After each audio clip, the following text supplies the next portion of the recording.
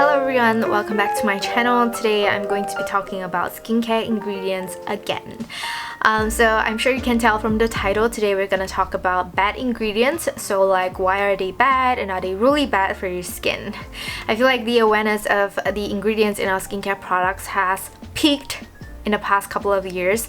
Like a few years ago, nobody really cares what's in our skincare products. Like nobody knows what hyaluronic acid is, nobody knows what niacinamide is, nobody really cares if fragrance is in a product or not. In fact, in the past it's like, oh, this product smells like lavender, it's a good thing. But now everyone is paying a lot of attention to the ingredients in our skincare product, to the point where clean beauty is now even a thing. If you haven't heard of clean beauty, it's basically beauty products that are free from toxic ingredients. So today I'm just gonna go through a couple of these commonly labeled bad skincare ingredients by various brands and companies and people, because I think it's really important to understand why they are being labeled bad in the first place, and I hope this video can help you decide whether or not you should really avoid them at all costs. So let's begin with denatured alcohol. So denatured alcohol is also commonly known as drying alcohol or SD alcohol or alcohol denate, and it's basically an astringent. An astringent's main function is to cleanse and disinfect, which is why alcohol swabs are always used before an injection and whenever we are treating a wound and etc. Skincare astringents are mostly used for the purpose of removing debris or excessive oils in the skin after cleansing. In skincare, alcohol is not only used as an astringent, but it's also a great solvent that can help improve the consistency of products by thinning them out, which makes them more lightweight and therefore more preferred by people with oily skin. However, as mentioned earlier on, it is also known as drying alcohol because it is drying. So this drying effect can be beneficial for people with oily skin because it can help remove excessive oils in the skin in the short term, but long-term usage of alcohol can really put your skin at the risk of dehydration. Dehydration is one of the sources of many skin problems, including acne, aging, a compromised skin's barrier, and the symptoms of dehydration includes itchiness, redness, tightness, inflammation, and so overall it's really not something you would want for your skin. And so this is basically the main reason and probably the only reason why alcohol is considered a bad ingredient for the skin. So, should you throw away your favorite skincare products just because it contains drying alcohol? One of the main things that I want to point out in today's video, something that I want to highlight and point out and make sure that you remember this, is that everything is in the dose. There's this saying that goes, the dose makes the poison, and it just means that everything has a poisonous element to it and it all depends on the dose. For example, if a skincare product contains 50% of drying alcohol, obviously it's going to strip away all of your skin's natural moisture, which will cause you to dehydrate your skin and etc., especially if you use it long term. But if a product only contains 1% of alcohol, it is not going to have an impactful effect on your skin unless you have really sensitive skin or you already have a really dehydrated and dry skin.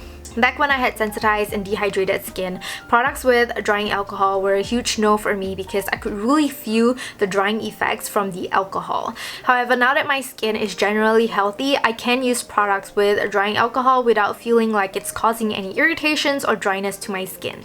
So as a general guide, I would say that if a skincare product has drying alcohol in its first 8 ingredients, I would consider that a lot and I would suggest that you find something else to replace it. But if the skincare product has alcohol in the last couple of ingredients, but if the product has alcohol towards the end of the ingredient list or it's in the middle of the ingredient list, and if the product has been working really well for you, I don't think that you should switch it out or throw it away just because it contains a little bit of drying alcohol. The second common bad ingredient for the skin is fragrance/essential oils. So in case you're still unaware, the reason why I'm grouping fragrance and essential oils together is because essential oils, also known as natural fragrance, are still fragrance. So essential oils are the essence of the plant which it is being extracted from, and previously I uploaded an entire video talking about essential oils, like why I don't use it in my skincare and why I don't recommend using essential oils like tea tree oil for treating acne and etc. So If you're interested to watch that video, I'll leave the link to that in the description box. And also, because I have done that video, I'm not going to talk too much about essential oils in this video.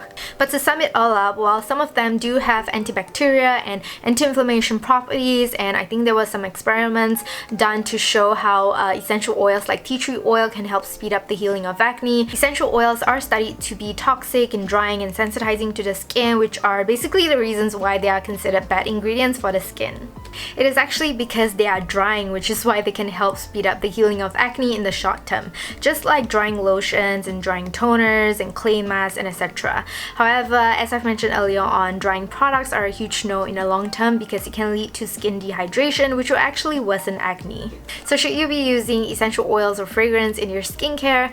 Once again, it depends on the dose. If the product has fragrance as the very last ingredient, chances are it's not going to have an impactful effect on your skin and it's just there to help make the product smell a little bit better. But if you're using like a 100% tea tree oil on your skin, or if the product contains like multiple different types of essential oils and it has a very strong scent, then it's definitely going to dehydrate and sensitize your skin if you're using it in the long term. So from my experience, I feel like my skin can tolerate products that contain fragrance more than it does towards alcohol. I think the main reason why is because most of the products I use that contain fragrance have fragrance as the very last ingredient. Another thing that you should consider when thinking about whether or not you should use essential oils in your skincare is skin allergies. Being allergic to essential oil is actually pretty common, so I think it's important to know the difference between being allergic to essential oils versus having skin irritations from essential oils.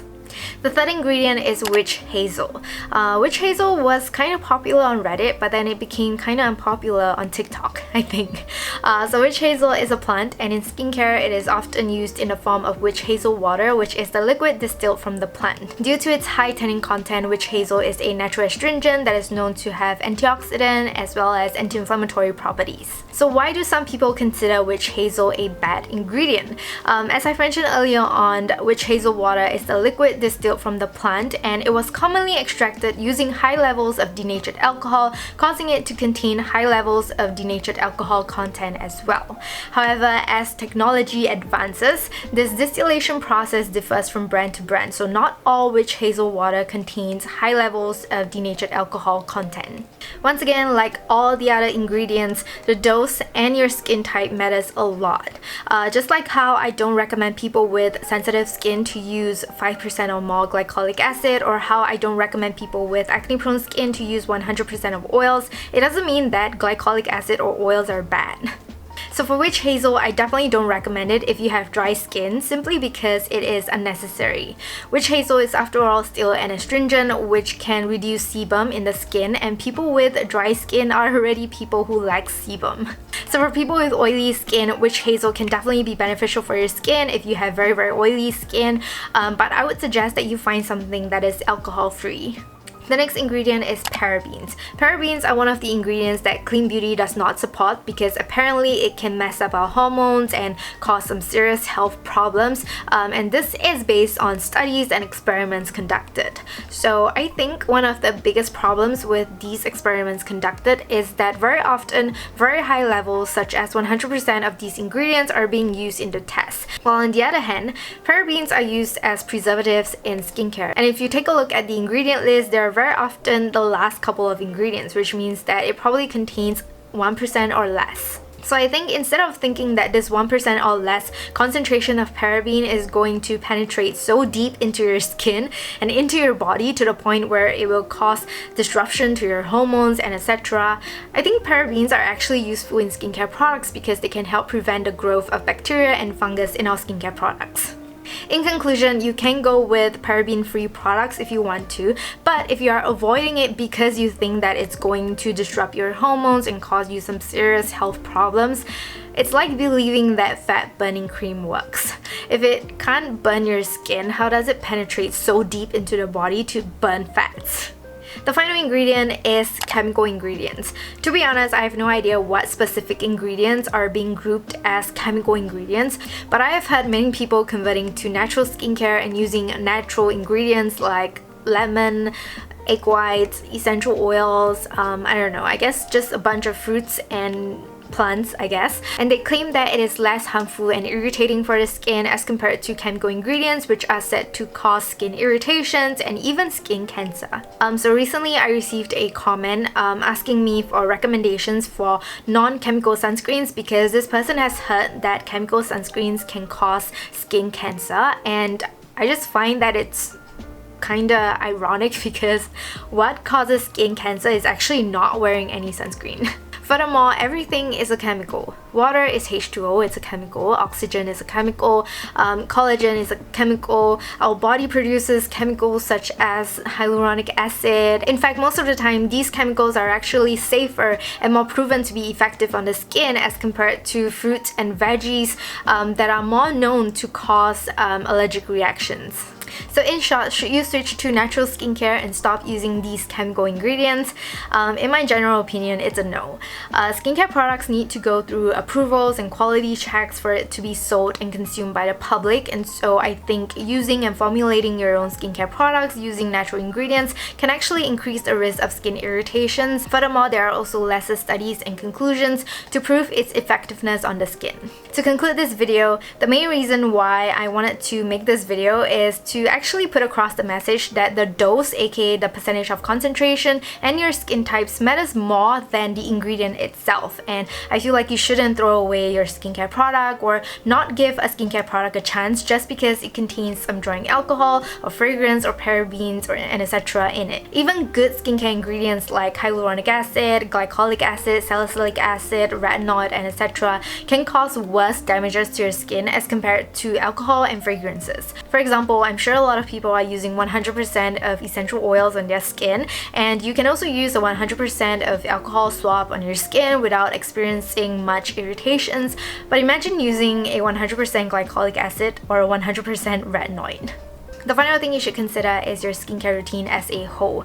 For example, if all of your products contain a little bit of fragrance, if you add them all together, it's going to be a lot of fragrance. Another example is if you're using a toner that contains high drying alcohol content, you have to make sure that the rest of your skincare products are not potentially drying for your skin, or they are able to supplement and properly hydrate your skin to support your skin's health. So that is all for today's video. I hope you enjoyed it, and more importantly, I hope that it is helpful for you. If you want to see similar types of skincare related videos, feel free to leave your suggestions in the comments below, and I want to thank you so much for watching, and I will see you soon in my next video. Bye!